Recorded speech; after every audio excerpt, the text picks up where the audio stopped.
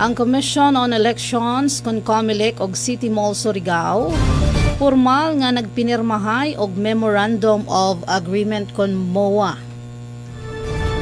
Alang sa mall voting program nga naghimo sa City Mall Surigao nga dugang voting center alang sa Surigao City, may kalabutan kini sa umaabot nga barangay and Sangguniang Kabataan elections karong November 2, 2026. Tumong niini nga inisyatibo ang paghatag sa mga botante og mas komportable, organisado ug dili huot nga lugar alang sa pagbotar.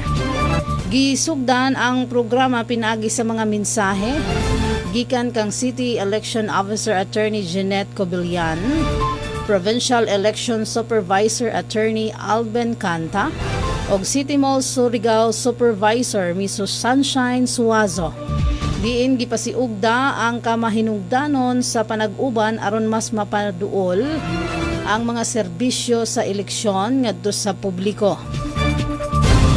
Ang pagperma sa MOA gipanguluhan ni COMELEC Caraga Regional Election Director Attorney Edwin Kadungog nga gisundan sa seremonya sa pagputol sa ribbon uban sa mga hingtungdan sa eleksyon isip simbolo sa opisyal nga paglusad sa mall voting program sa syudad.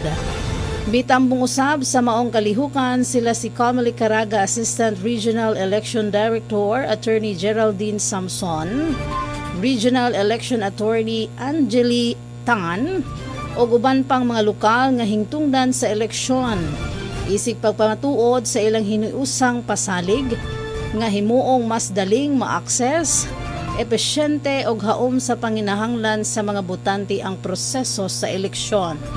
Ang maong MOA signing dito kinigipahigayon sa suyod sa City Mall Surigao City niadtong Hulyo 22, 2026 adlaw Miyerkules.